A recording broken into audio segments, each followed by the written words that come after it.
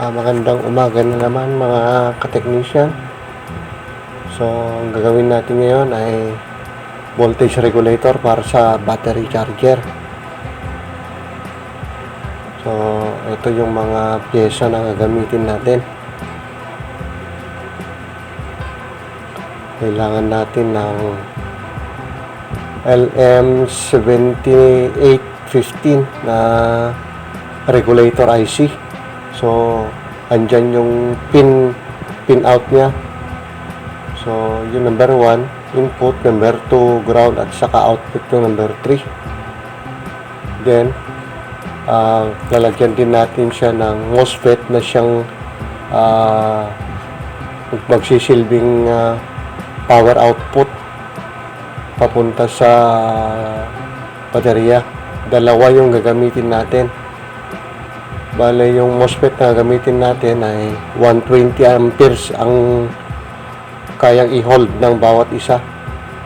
Saka may gagamitin din tayong diode, rectifier diode, para i-convert niya yung galing transformer na AC, i-convert niya sa DC. So, dalawa yung kailangan natin.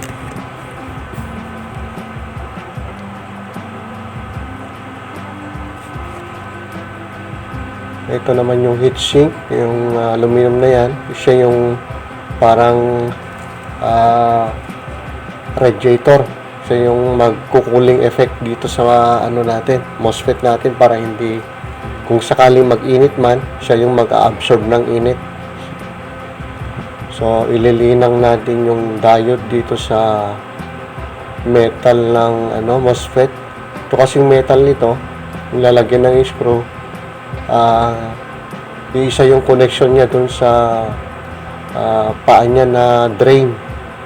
Yung drain niya, yung pinakagitnang paa. Pagkaparehas lang connection na. Ito kasi yung magiging positive natin galing sa supply. So, dyan natin didikit na yung diode para hindi na natin kailangan ng PCB.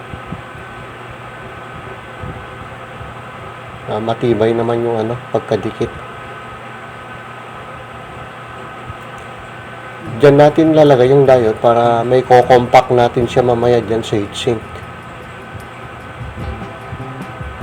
So, dalawa to.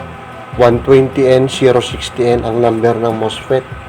So, base sa datasheet niya, ito ay 120 ampere ang kaya niyang idala na amperahe.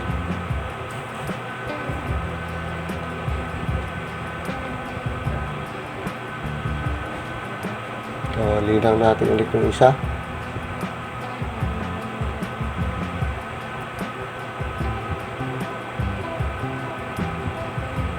Ang kagandahan kasi ng MOSFET, pag ito yung ginagamit natin bilang regulator, bihira kasing hindi masyadong nag-iinit ang MOSFET kumpara natin sa transistor.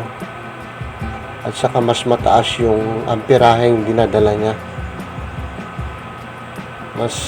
Mas malakas yung output na kayang ibigay.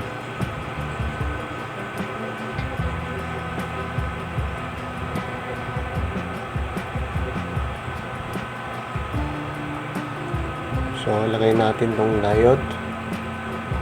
Kailangan may dikit natin siya ng mabuti para hindi kumalas.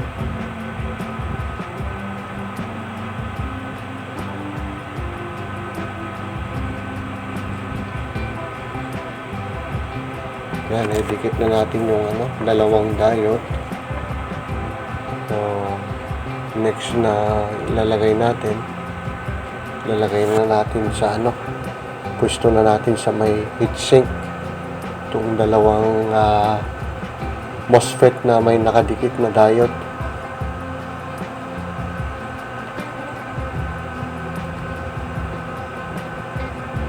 So, lalagyan natin siya ng mica. Ito ay mica, hindi natutunaw to, heat proof siya.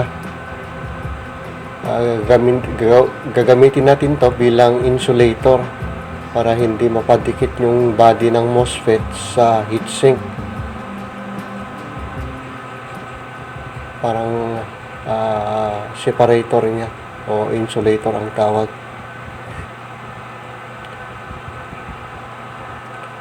Ito naman yung regulator IC, LM7815. So fixed regulator to. Ang pinapalabas itong voltahe ay 15 volts. Fixed na siya doon sa 15 volts. 1 ampere siya. Ito yung maglilimit ng voltahe sa mga MOSFET natin.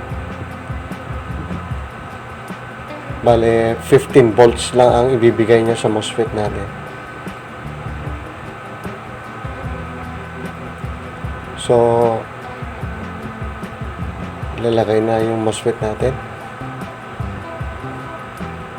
Iipit natin yan sa bandang ilalim para makompact siya.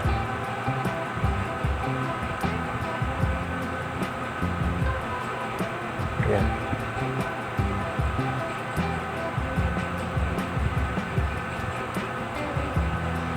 Konti lang yung space na sasakupin. Bale, yung isang bungit sink,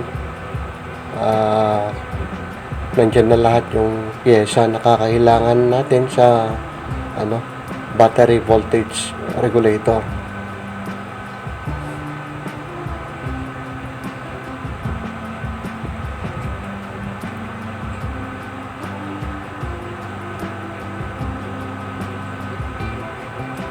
Okay na siya.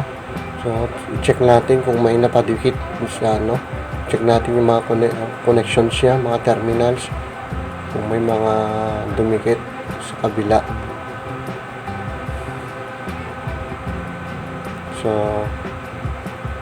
sunod, lalagyan na natin ng wire yung drain, yung positive. Yan, yung bandang gitna ng MOSFET.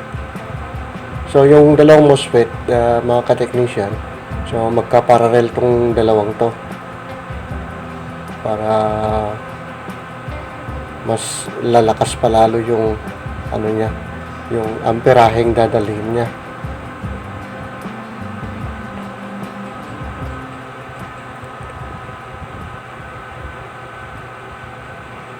So, dikit natin yung wire yan sa drain ng MOSFET. Ang drain ng MOSFET, mga ka-technician, ito yung positive, kakonekto ng positive galing sa diode, galing sa diode, galing sa power supply. Ito yung pinaka-input positive niya. Tapos, lalagyan din natin, kukonect din natin yung input ng regulator IC, positive side. So, kukonect din natin siya para siya yung magbibigay ng supply dun sa IC. Ang trabaho naman ng IC, magpapalabas siya ng output na 15 volts. Naka-fix na yung 15 volts dun sa IC.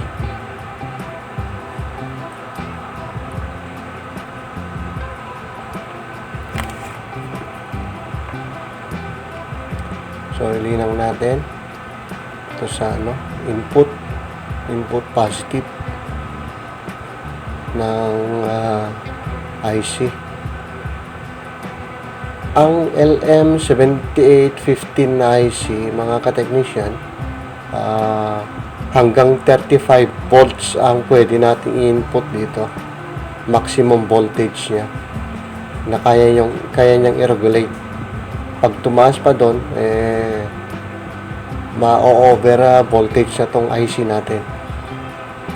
Kailangan hindi tayo mag-exceed dun sa 35 volts.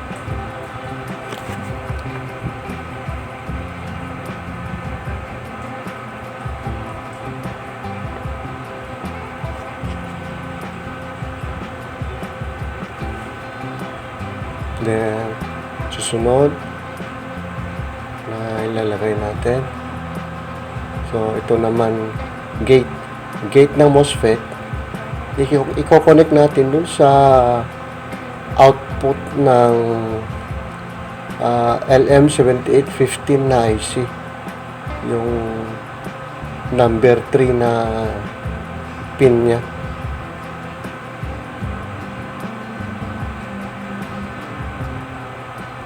Gate ng MOSFET papunta dun sa output ng LM7815 IC.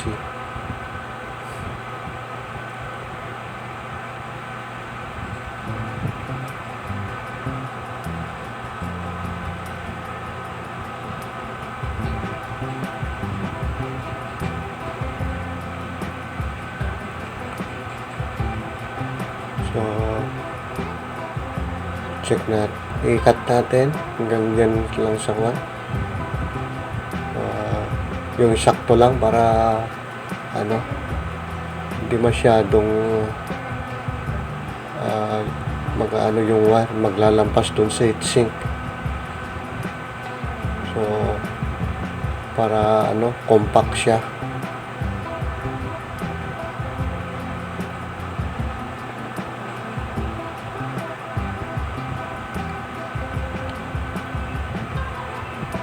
Dikit natin yan sa pin 3 ng LM7815 IC, yung gate ng MOSFET.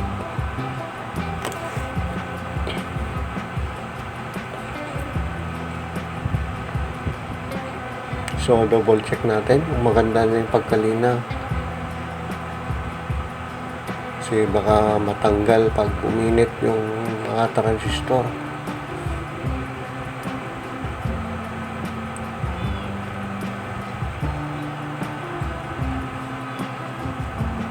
Yung susunod nilagay natin,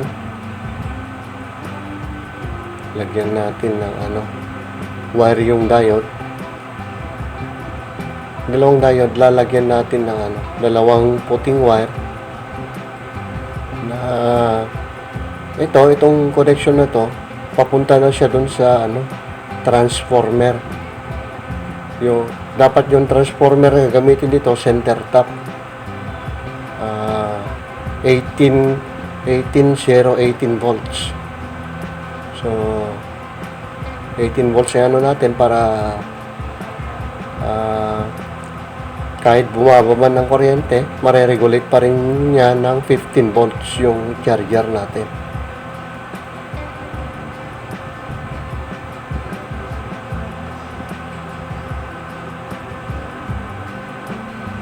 So linang natin itong puting wire.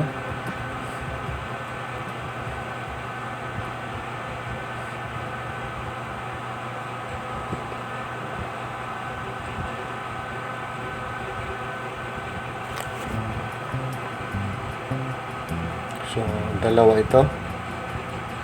Kailangan natin idikit ng mabuti para hindi matanggal. So, sa 18 volts tayo magkakabit. Yan yung schematic ng transformer kung paano ikabit yung diode. So, may nakalagay dyan na load resistor. Pwede natin hindi ilagay yan kasi yung application naman charging. Kahit walang load resistor, yung baterya na lang magiging load niya.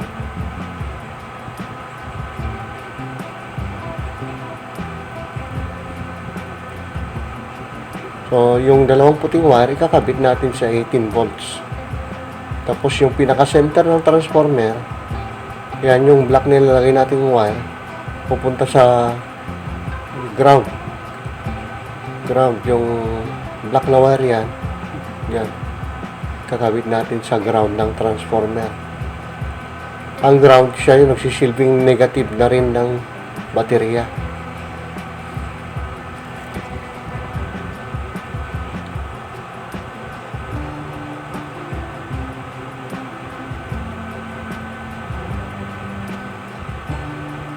So, ito natin ilalagay sa gitnang paa ng LM7815 na IC kasi naka-ground na to.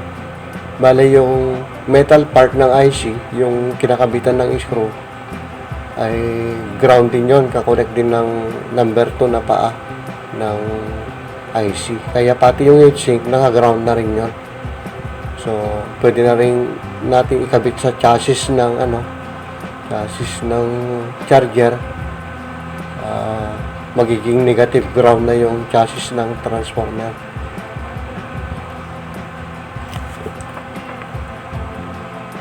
Tapos lagay natin yung source. Ito na yung output natin papunta na dun sa baterya.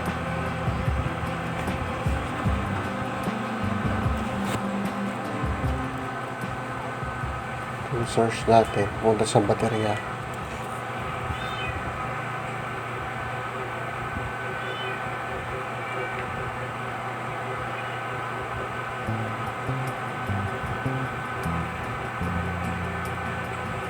So, linang na natin.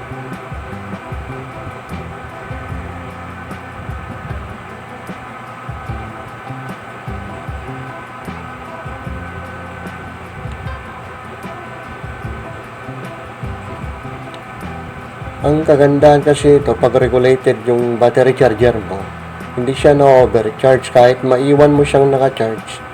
Kapag na-meet na niya yung talagang karga ng baterya mo, mag-float na lang siya, hindi niya i-overcharge yung baterya. Hindi agad masisira yung baterya mo. Kasi pag laging na-overcharge, may posibleng mag-ano yung mga plate niya. Maghihiwalay siya, magiging sanhi ng overcharging. Yun yung magiging sanhi ng overcharging.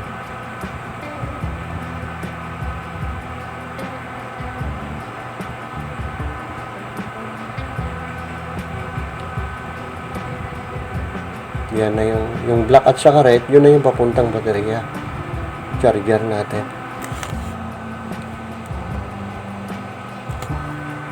So yung white, black, white papunta sa transformer yan. Yung dalawang white sa 18 volts kakabit, tapos yung black sa gitna, yung sa zero ng transformer, para sa center top na transformer to. Maglalagay din tayo ng filter capacitor 16 volts to 20 UF doon sa output ng LM7815 IC.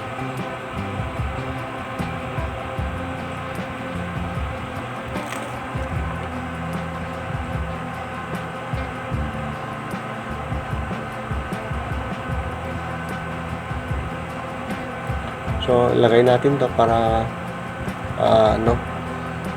may stable niya yung output voltage niya na 15 volts, kasi pag wala yan nag-fluctuate, parang sumusunod lang dun sa transformer natin kung walang mga filter capacitor.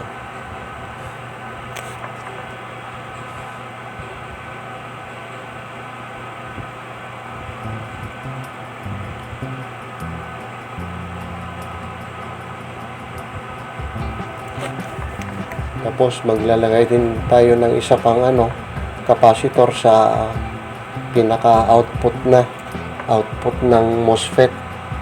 Yun na yung papunta sa baterya. Linya. Yung red na yan. Sa may source. Pangatlong pin ng MOSFET. Yun natin didikit.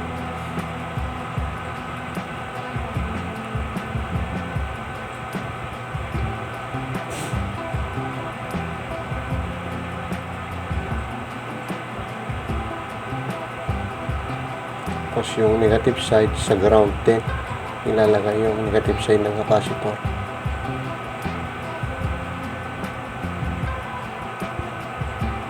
Double check na natin para matesting na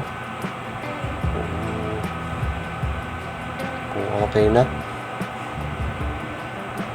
So ngayon wala pa tayong transformer, available transformer. So supplyan ko muna siya ng DC na power supply, yung diode, yung dalawang white, ng positive yung dalawang white, tapos black yung ground. Supplyan natin siya ng 24 volts kung mare-regulate niya. Maglalagay din tayo ng load na ilaw para makikita natin na kung ilan yung voltahe na nare-regulate niya. So, yan. 14.3 hanggang 14.4. So, ang charging kasi ng baterya, 13.8 hanggang 14.4. Yun yung talagang charge ng baterya natin. So, pasok siya dun sa requirement. Ang lead acid hanggang 14.4 voltage ang maximum voltage niya. So, salamat ulit mga ka-technician sa panonood. Kita-kita tayo ulit sa susunod na video.